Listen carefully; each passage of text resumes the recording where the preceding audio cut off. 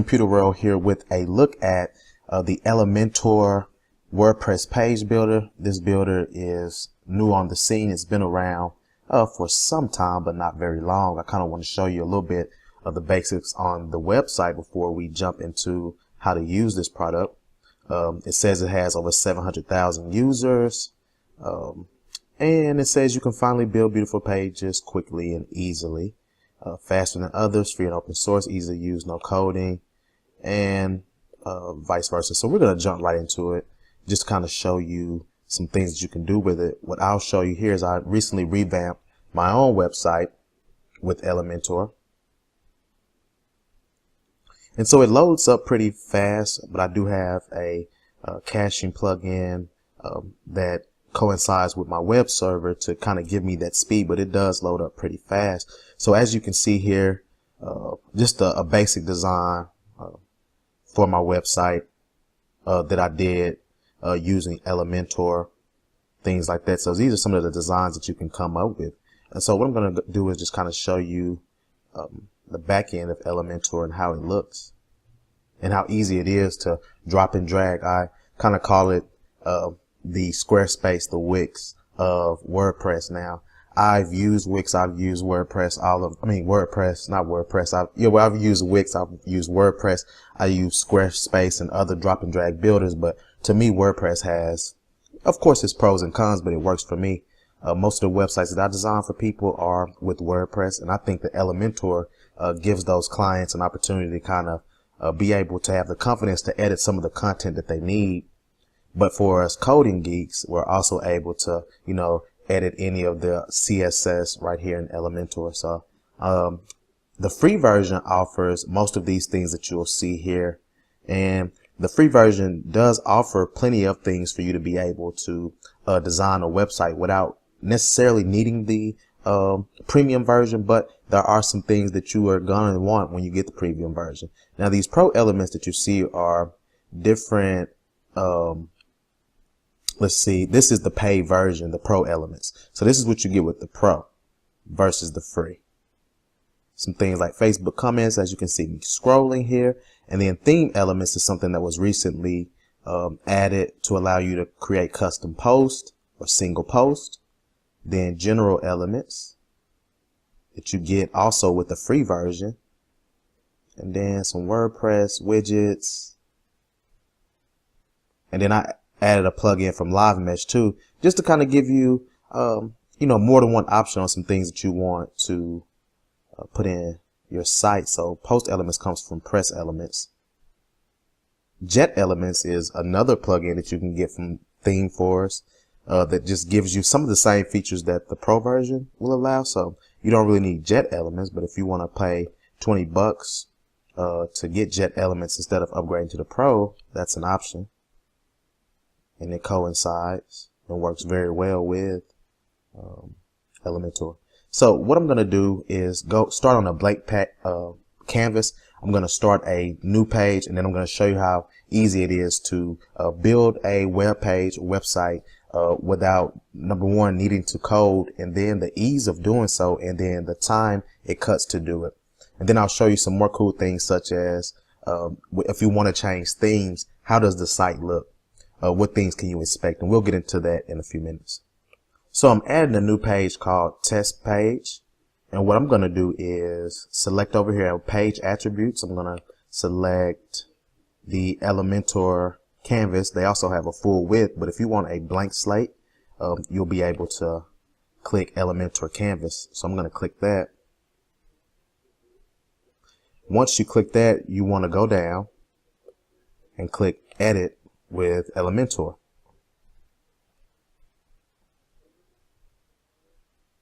So once that loads up, you'll have a blank canvas like this. So you see nothing, blank canvas. And I like to use the blank canvases because it gives you more creative control to kind of build what you kind of have appear in your mind, something you may have sketched out.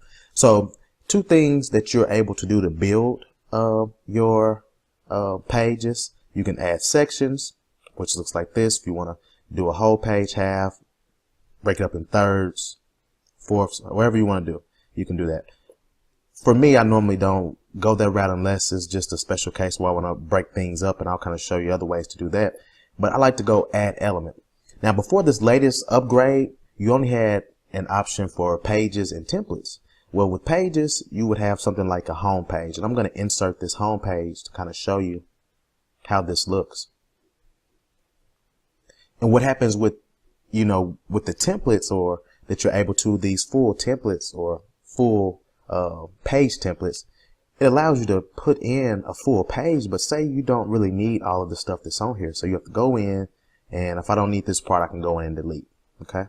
So what I'm going to do, I'm going to go back, I'm going to clear this out and delete some, just delete this whole thing. And there might be a quicker way to just clear all of these, but that wasn't too bad. So another thing that they introduced were blocks. Now with blocks, you're able to go in and get the sections that you want, and you can build from scratch. So what I'm going to do is I want a header. I typed in header, and I want a black header, and I'm going to hit insert. So that's been inserted. Now what I need to do is I'm going to get my menu correct. So I'm going to click on it, and I'm going to use my main menu because that's the one that I set up. So these are all of my links or my menu items. I also want to be able to go in and change my header image to my logo.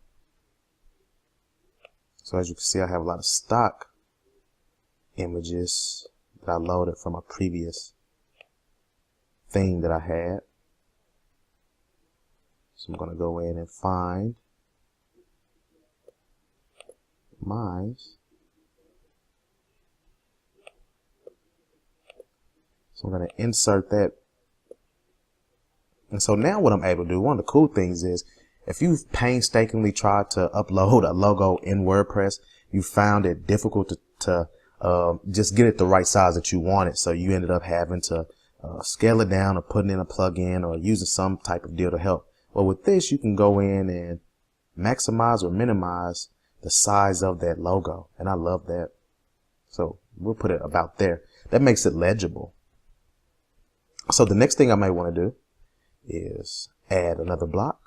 One thing that I do is I find myself using the blocks more often than I do anything else, because it just works. Instead of having to put that full, page template in there and then deleting out what I want. But that works too if you like the feel of that page and you have the content to fill it in. So as you see, I've put this countdown timer in. And I'm going to add another section just for the sake of it, just to kind of show you how easy this really is to do. Then I'm going to just insert this. I'm going to alternate my design from black and white just to kind of give it, just a nice feel. And then what I'm going to do finally is just add a footer. And if you know what you're looking for, you can just type it in, click footer. You have different options. I'm going to go with this one because I've used that consistently throughout my site, even though this is a test page. So now I'm in with that. I'm going to hit update, and then I'm going to hit preview. So once I get the preview in, I'm going to let that load up. You see I have my logo and my header here, my points, the countdown timer, and kind of header with text, with the background image, some text, and then my footer. And so lets you know it's designed with Elementor. So that's all fine and dandy. That's beautiful. And that's one reason why I have ditched other products like Divi, even though I still use them on some of my clients' websites. I have recently just migrated a couple of sites from Divi to Elementor. And one of the reasons why is because if you've ever used a Divi or Visual Composer, you might have seen Visual Composer on the back end here, WordPress bakery plugins, is that they leave those shortcodes. So when you do leave or change a theme, or you're not using Elementor, guess what? You have a lot of shortcodes, and that stuff is a pain to sort through. So what I'm going to do is disable the plugin, and then I'm going to come back and just show you what's left. So now that I have the plugin, or plugin, since I have the pro version as well. Let's see what the website looks like once I deactivate it. So now I'm back on my page, and I used the WordPress 2017 theme.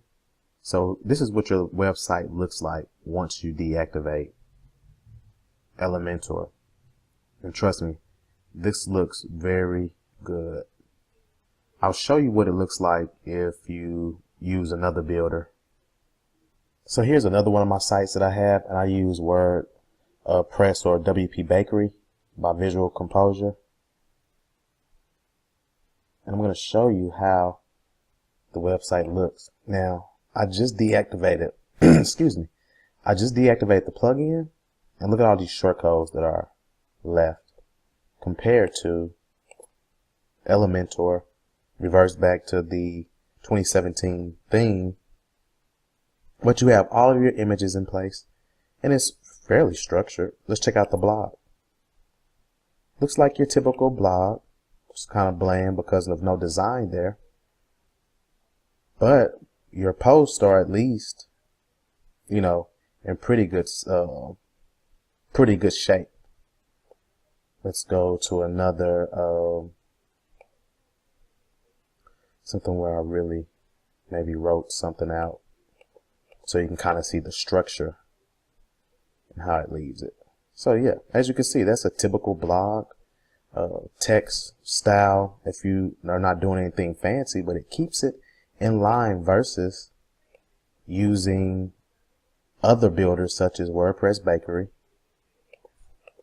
And let's go to the blog just to show you what happens. And this is another thing that happens when you use Divi as well.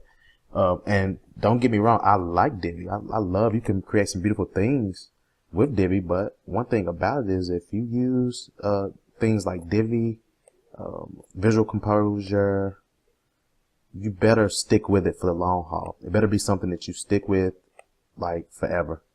Okay, so here are my takeaways. These are some of the things that I like about Elementor. The things that I like about Elementor is it's easy to use. You're able to drop and drag.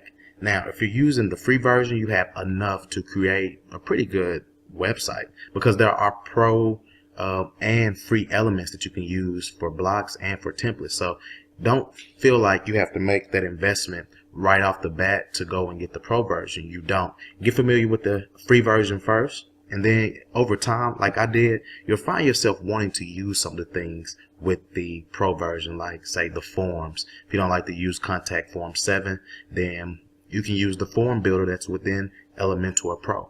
But if you don't, go ahead and use Contact Form 7 or Gravity Forms to get you the desired outcome that you need. Let's see, number 2, I love the ability to be able to deactivate the Elementor plugin and still have my images and text intact without all of that nasty, those nasty shortcodes. That's refreshing. I really don't have any cons.